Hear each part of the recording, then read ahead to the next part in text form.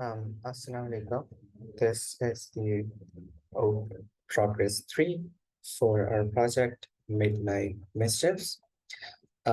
Since the last progress video, we have made many changes. We have firstly, so that in the previous video, we just had two sprites that were moving diagonally without any animations, or the background or anything was very different as well. So this time around, we changed our assets and our backgrounds to what we actually wanted, and assets now have animations as well. We still need two assets, so that's still something we will be working upon, but we now have animations for them. And on the character file, we also now can move the character according to what direction they're in, up, down, right, and left. And these characters, we have two characters for our game.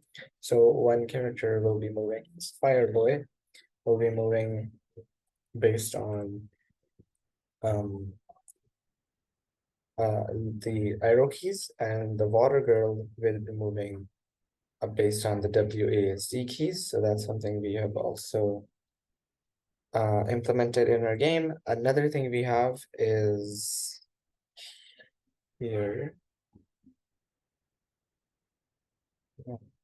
Here. We have different screens now for our game. So we have a background screen, which is the default screen when the game is actually being played. Then we have a pause screen for when we press the pause button, and we also have another screen, which is our initial screen, which is our start screen. And then in this game run function, we are first handling the game start, which is whenever there is the enter key. Then to pause and unpause, we have this function, which we just have a variable pause, which is a Boolean variable. And then we have the move characters, which moves the characters according to WASD and up, down, left, and right. So let's see all of this in action. We also have another function, actually, collision, which detects collision between the two characters. We're not implementing that function right now for anything except just if the characters are colliding, but we will be using that function in many ways. When we implement the enemy, this colliding function will be used to check if the enemy and the player has, if the enemy has found the player, and we will also use this colliding function to check if a player has gotten a collectible. That will be the next progress that we will do, which is to have a score and collectible system and those classes. So let's start. So these are our two characters. We can move them. We can move them simultaneously as well to wherever we want for now, but we will be implementing a graph so they can only move from one node to another if it is passable. If it actually allows, if you actually do allow, and that will be according to the background.